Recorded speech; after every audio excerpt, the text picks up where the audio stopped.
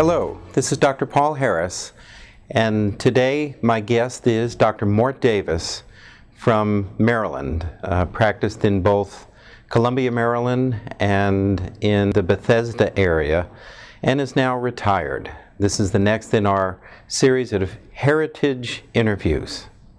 I'd like to start off with asking you, Mort, how did you get into this profession of optometry? Well, I was in the military in the Second World War, and I came out and the government was willing to send me to school. We weren't an affluent family, so my chances of getting to college and graduate work was very slim. But with the government picking up the bill, I decided to go to school, and I had a relative who was an optometrist, who was a commercial optometrist, and he was getting older, and he wanted me to come in his practice, take over, and do the work.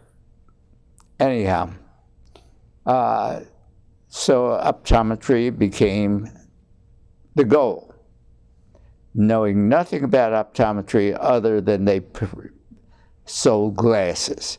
It was a very interesting period because in those days, no optometrist in the city of Baltimore would charge for an exam. Mm-hmm. You bought your glasses, you got a free exam. That was the gimmick. There was all kinds of restrictions on optometry. You couldn't prescribe a minus lens on somebody under 16 without a physician's permission slip. I went to school up at Northern Illinois College of Optometry. And at that time, Illinois was running through tremendous classes because during the war there were very few optometrists graduated. I met some of the most wonderful people, somebody that very few people know about today, Carl Shepard, who was running their research department at Illinois. We were upstairs from a mortuary. The school was in many buildings. Carl, I think, made a student of me. I had never been a good student prior to that, and Carl said, "Morton, don't tell me what you know. You tell me what you don't know." I thought, that's a crazy thing, tell you what I know. I don't know a lot of stuff. He says, "That's right. Then try to figure out what you don't know." And I can remember one instance where I realized how correct he was.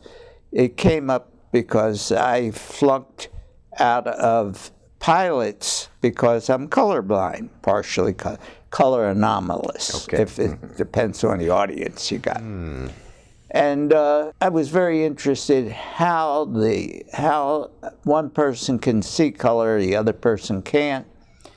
And I got into the retinal cells, and he said, and I said, "I got so many questions." He said, "Well, half a mile away from here is the University of Chicago. And who is there at this time is Polyak." And in those days, Polyak was a leader in retinal research. I said, I can't talk to him. I'm a student. He's world famous.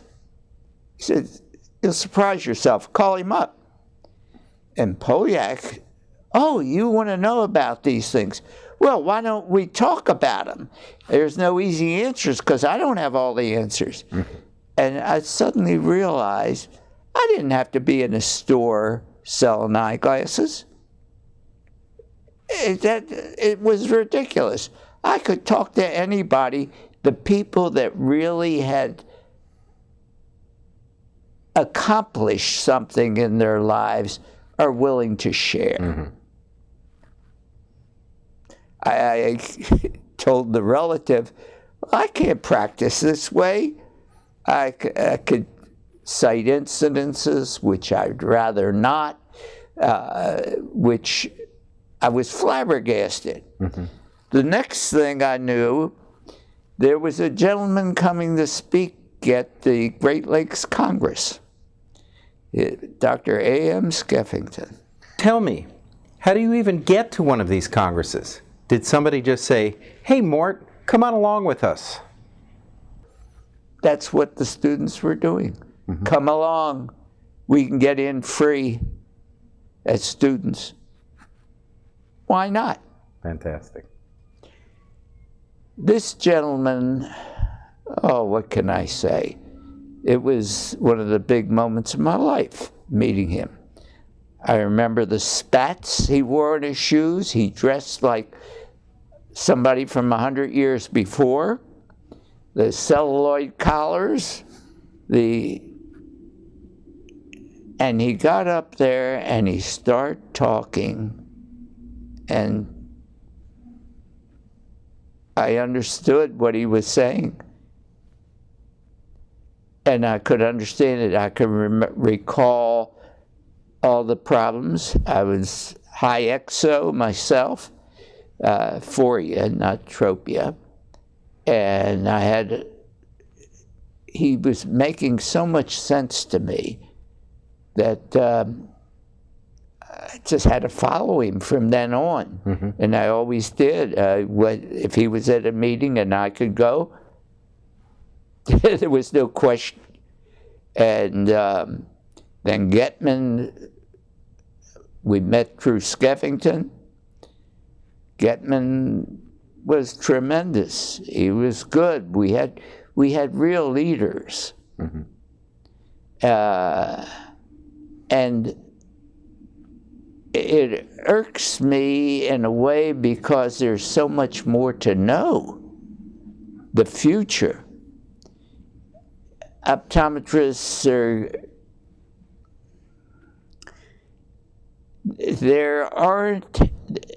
we're seeing a lot of people with minor pathologies and everything now. But what about the pathology and development and this kind of thing?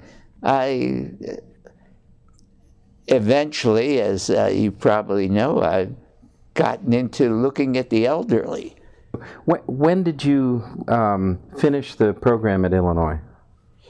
Oh, we finished in 49 or 50. In 1950, graduated. We went summer and winter because they were pushing us through school as fast as they could. So you came back to Maryland to practice. Where was your first practice? It was in southern Maryland, St. Mary's County. I just could not practice in the city with free exams with a pair of glasses that meant I had to sell glasses. It wasn't my thing.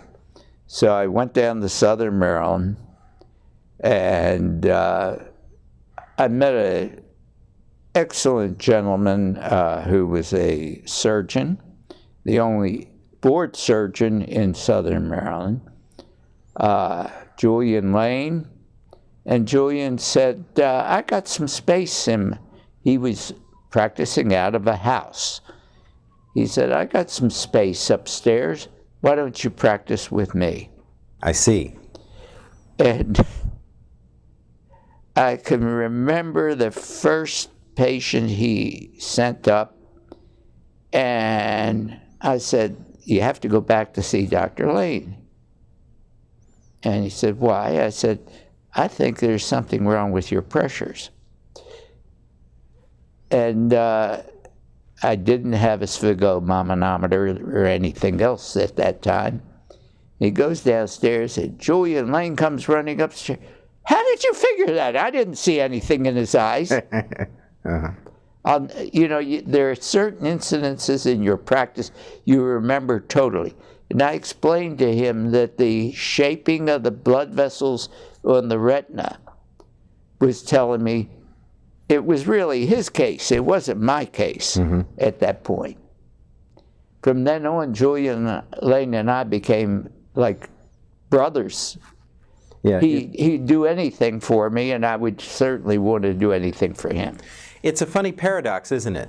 That the few cases where we don't recommend vision training or plus lenses for whatever reason at that point in time, and it gets back to somebody who's done a few tentative referrals to totally solidify that relationship. It's an interesting thing. It is. It is. And when we got to a certain point where we had to leave Southern Maryland, the sheriff wasn't coming after us.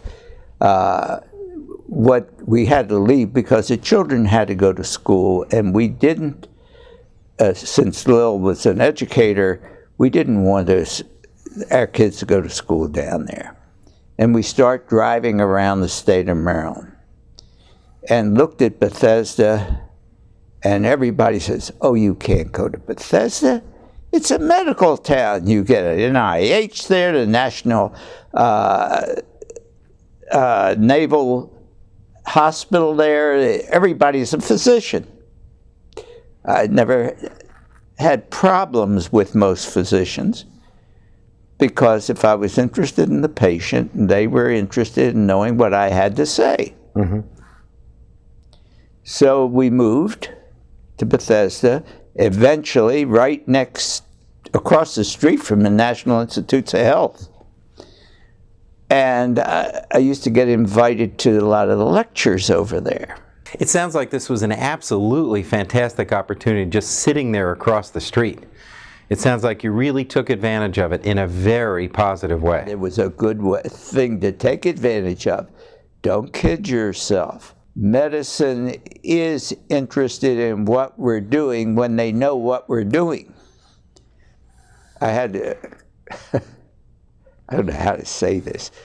I was working with some patients that medicine wasn't doing too well with. And one of their visiting scientists went into the clinic, the ophthalmological clinic there. And the head of the clinic, who I never thought was a friend, said, you know, with your condition, there's a guy across the street, right in that building there, because you could see me from the window. He said, I don't believe in his theories, but if I had your condition, that's where I would go. Mm-hmm. I said, that is as left-handed a compliment, but it was a compliment, and we were successful. And the more of those that you get, the more it turns heads, and then it opens up the relationship. Boy, because when he went back to his University of Michigan, I think it was, he said, am I going to give them hell? Anyway. Who were some of the people you got a chance to see over at the NIH and some of those presentations? Oh, well, I was going to mention this because one of the men that I think I owed the most to was a man named Zaporozhets. And he was talking, and I was invited there by the people in the psychology department. You wouldn't know the name Roger Burton, who we became good friends. And Zaporozhets was from Russia, and he came during Stalin's time. And he had a translator up at the podium with him, and he was checking preschool children to see how they were developing their eye movements. Mm-hmm. It made perfect sense. He showed slides where they made more movements as they got older. And I came back to the office, and Harold Glazer was alive then, and we were like brothers. We were partners. And I said, Harold, if he shows preschool are gaining and determining things maturing, their visual movements, gosh, what happens when they get to school? Mm-hmm. So we put together the scan test, the visual scan test, which OEP published an article last issue, I think.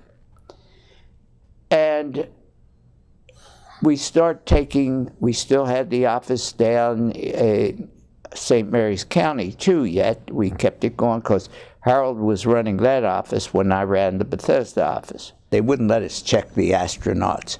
They had to assign somebody to do it. But we did check the Mercury astronauts.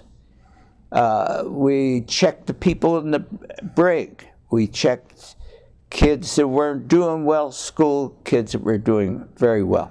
And we found that we could predict how kids were going to do. Now, there's been studies since which show there's been some complications.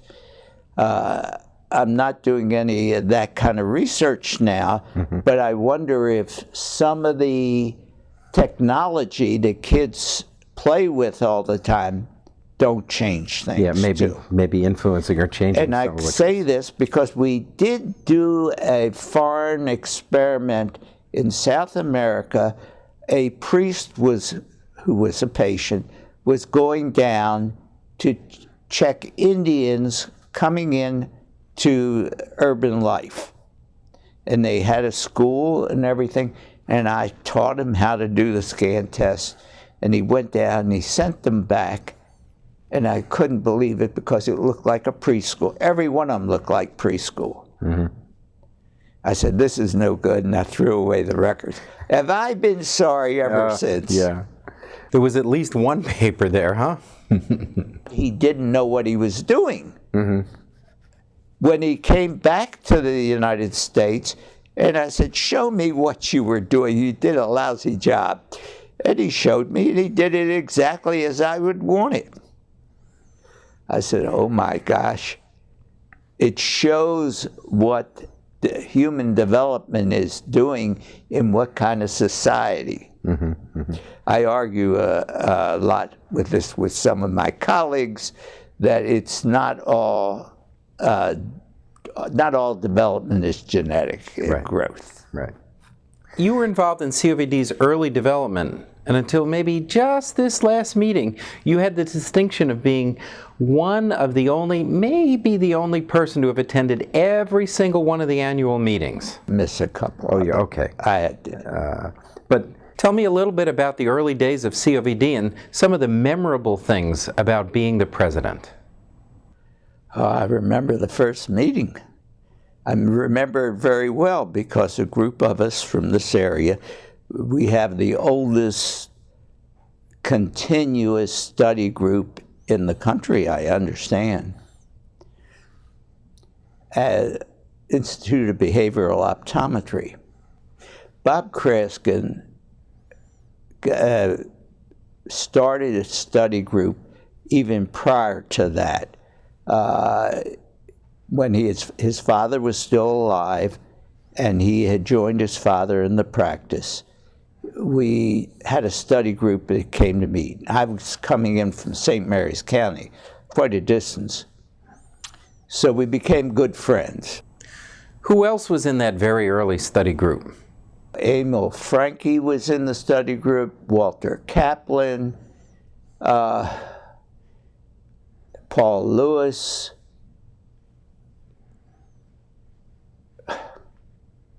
Well, that's a very good group. That's a good group. Absolutely. Every one of them was great. And we'd sit there, we fight with each other about these things. but we all learned from each other. Certainly I learned from them. Anyhow, when Bob's father died, it was Lou Kraskin, Bob moved his office to Wisconsin Avenue and Massachusetts Avenue on a corner, and we started to meet there, and then we went around, and for many, many years, it was 3 offices we rotated. It was Bob's, Paul Lewis's, and ours.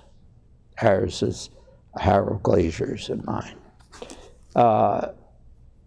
And we learned a heck of a lot. Mm-hmm. In that kind of a community where the average education was graduate school,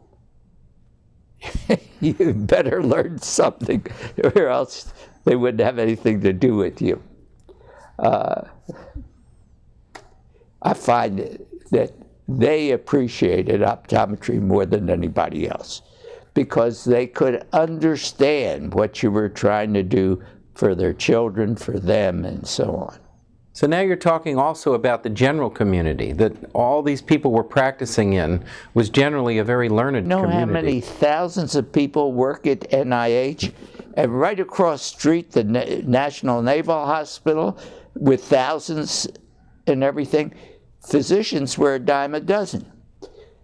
That Bethesda had 13 Nobel Prize winners living right there. I had one across the street from us. Trying to remember his name. He got it in chemistry. Mm-hmm. Your patients keep you on your toes. Oh, you had to be on your toes. And just taking a case history, you would learn something just while you were talking to them. You start learning before that. Yeah. Jerry Getman taught me, watch them walk in. Watch their feet, because your eyes, it's not just the inner ear. The visual system works too. You adapt to being out of balance and this and that and so on. And it's one of those things we really did watch. Late in Jerry's life, he moved to Maryland, and we had the joy of having him as a member of the IBO for a period of time. Yes, we did. Oh, he always had a lot to contribute. I really respected some of those people. Mm-hmm. We look back at a lot of our predecessors, and they were looking at what we didn't know. And don't kid yourself, there's still a lot we don't know. Yes, we know we're in this endless game to discover and find ways to help people. So I'd like to get back 100 years from now and see what optometry is doing, because it is so, I think, so important. Can you look in your crystal ball and tell us, where do you think we might be in 25 years and 50 years? I think that I really think that everybody will have their optometrist from birth till death. I really do, because at this age, I'm taking some of our relatives and so on around to look at nursing homes and things like that. You know, every darn one of them needs visual care. Absolutely. The ones in the nursing home, they're walking with their canes, they're walking with, their balance is gone. I have a concept about pathologies, ocular pathologies, stop you from normal visual function for a period until it's taken care of. But everybody that's had a prolonged ocular pathology needs vision therapy after their pathology is taken care of. And I'm talking about cataracts and everything else. Absolutely. You've had an interest in the geriatric patient for a very long time and have done, I think, some groundbreaking work there. Share with me what got you interested in that and what were some of the insights you had? I'll go back to the scan test because at puberty, a lot of people most everybody starts plateauing on a sine wave. It was going up, and then the elderly starts going down. And I look at that and I said, well, they're losing something at that end that they didn't have in the beginning. It's too pretty a thing. Let's check. And I found that people, as they get older, really can use vision therapy as much as the young kid to push up the apex, the top of the curve, higher. And my goal in life, of course, is to keep on that plateau or keep it going up till we get to a certain level.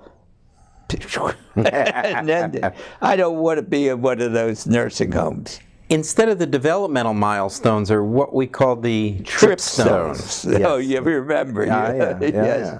We called it tripstones. That's why we got into Eidolon. Dr. Skeffington taught us so much, but he realized that people who talked about vision, the emergent, couldn't think in terms of there was more to vision than just the eyeballs. He really got to me on that one, and he found the term eidolon, which a dictionary says it's that phantom image, because everybody asks me, where is the eidolon taking place? It's a phantom image. But it's accumulation of information come from all the senses. All the senses are interdependent. Okay? He knew that way back. Yeah. Gosh, he was so far ahead of everybody. Anyhow, I've found that if I use the term eidolon, people would listen to me because they didn't know what an eidolon was. They didn't have preconceived notions. Vision, it's 20/20. Oh, I went to the doctor, I was 20/20. I don't have any eye problems. What do I need an optometrist for? I can remember once being involved in a court case. Nobody was suing me. This was a child, and Lil knew the child because it was going to her school. He had half a brain, lost half a whole hemisphere. Natural, not the hemispherectomies that they were doing. No, it wasn't done surgically. Okay. Didn't even have a right ear. They had to take flesh to make an artificial-looking ear.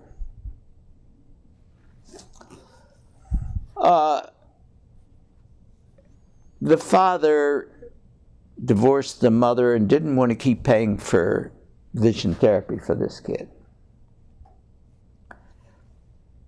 He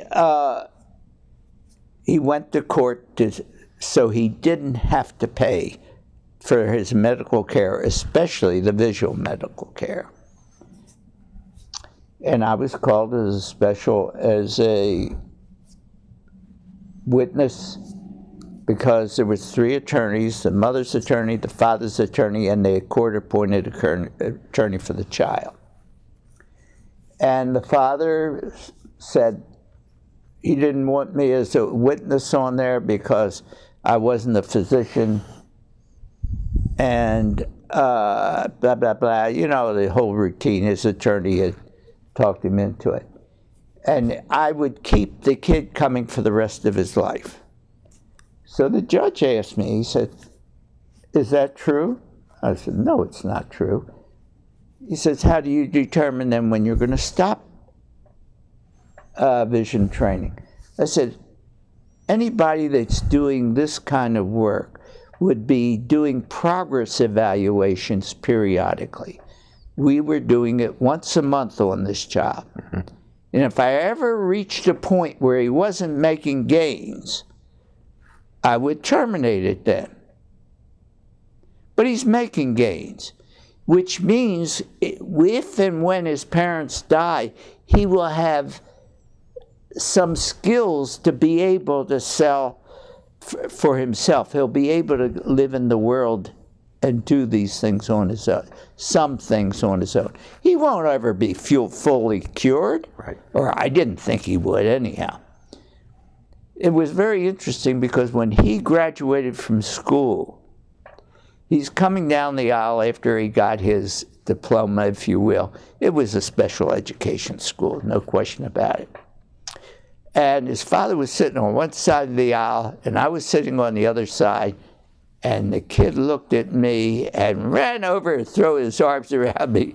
And I was embarrassed because the father sitting over there. I expected him to go to his father first, but he didn't. It's a lot of gratification in doing these things. What else could have helped that child that much? Nothing. I can't think of it. I can name you cases, specific cases, and describe them. I had physicians coming at times and apologizing for telling the parent not to bring the child to me. That's amazing. Yeah. Let's go back now, and can you tell me about some of your experiences with COVD? Oh, COVD was great because there are so many good people involved. Once you get involved, you can't do anything else, really, think any way else.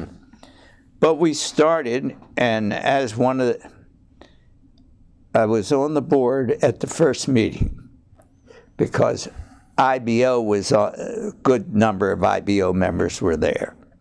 And for some reason, they said, Morton, why don't you get up there and raise hell with this and raise hell with that and raise. And one of the things was we had a different name then. And it was grammatically incorrect, the definition of college. College is a group of people who are seeking further information and so on. And so when they finally got the name changed, by then everybody had heard me arguing enough. We left that meeting. I was on the board. And I became the first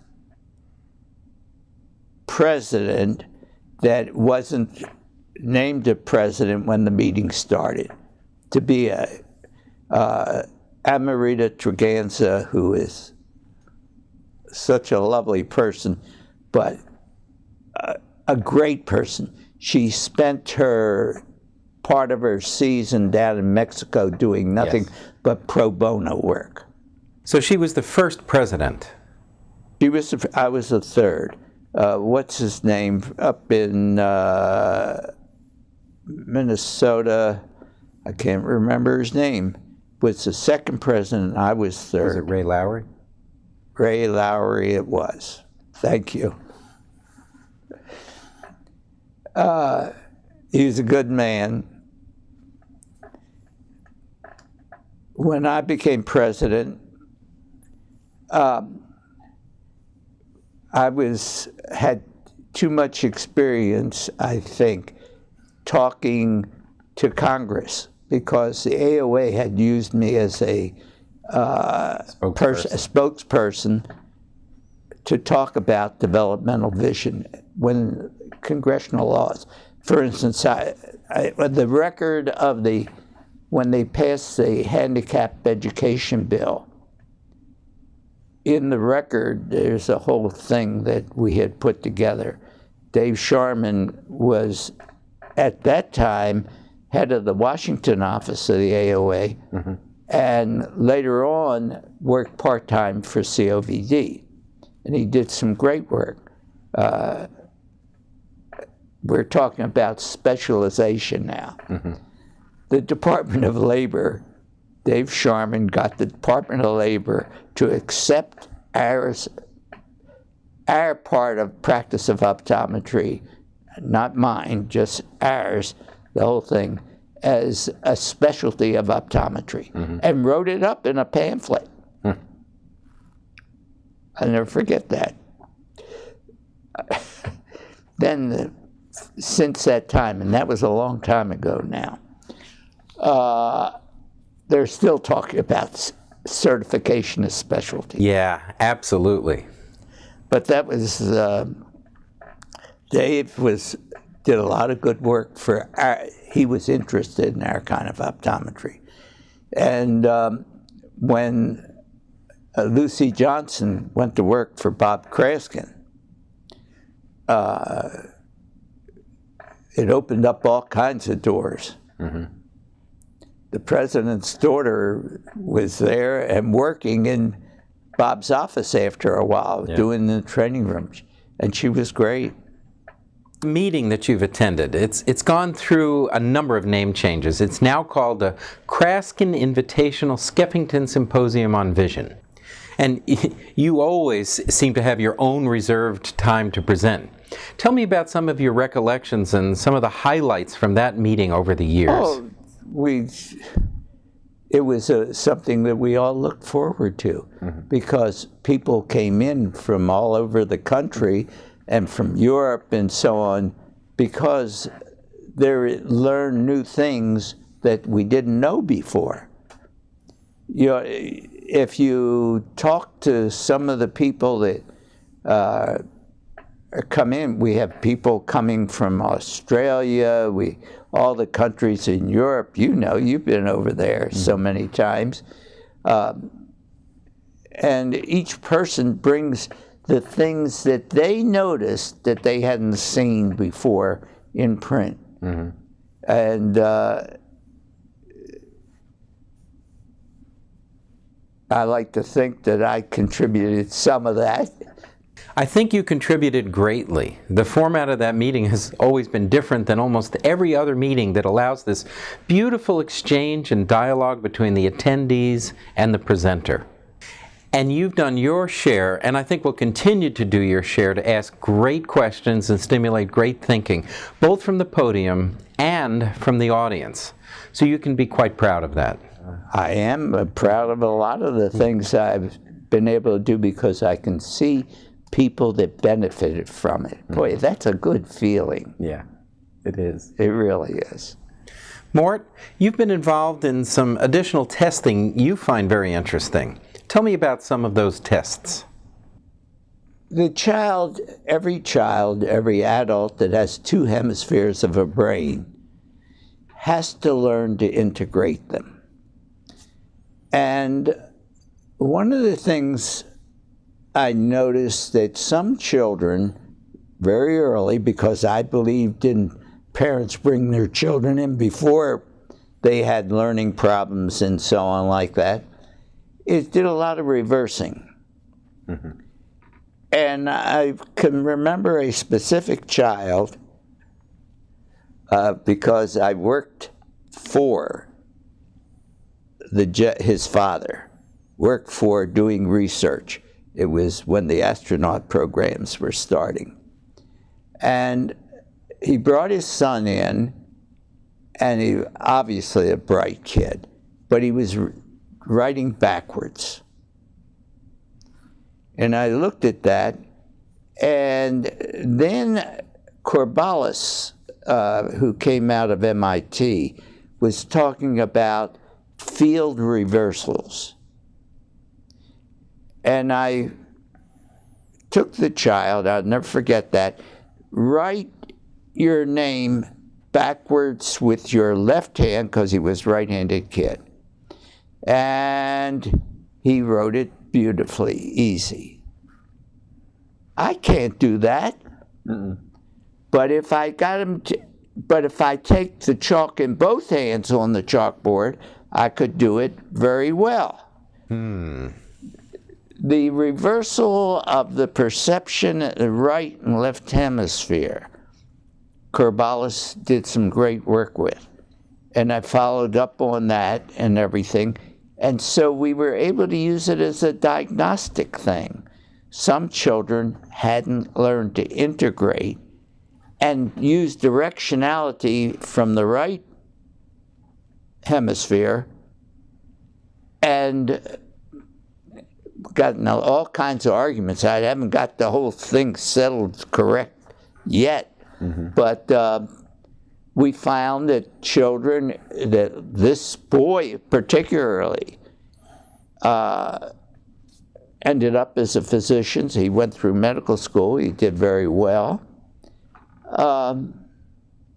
Our youngest daughter, when I first tested her in OEP, did an article, Photographic Preschool Examination. And it was in their papers, gosh, close to 50 years ago. Yeah. I'm just 29 myself, you know. Right. But anyhow, she did the same thing. But she outgrew it, and we followed and watched and everything. There's so many things that a child can mess up in development, not due to injuries, pathologies of any sort. And your brain, I'm going to quote myself here, your brain is mostly feeding that visual system. The brain stem will keep your heart beating, keep your breathing and everything, but thinking is, there's parts of the brain. I used to look at textbooks, looking for a textbook that showed a visual system that wasn't just in the occipital area. Where are all your eye movements controlled by? The frontal and prefrontal. How come they're not part of the visual system? Right. What happens if you don't move your eyes? You don't see anything. You have to have eye movements. You were one of the first I knew who was doing eye movement recordings with eye tracks and some of those earlier devices. It's something I've always been fascinated by, and I found you as a soulmate doing these exact same kinds of things early on. Children, I'm going to say something I've never said publicly before, and if you want to use it, you can. Children that are high exo on a scan test, they will overshoot and undershoot, and will always have less ability to spell correctly. I blame it on my poor spelling. But now you got a computer, and that computer checks my spelling for me. I can write papers freely now.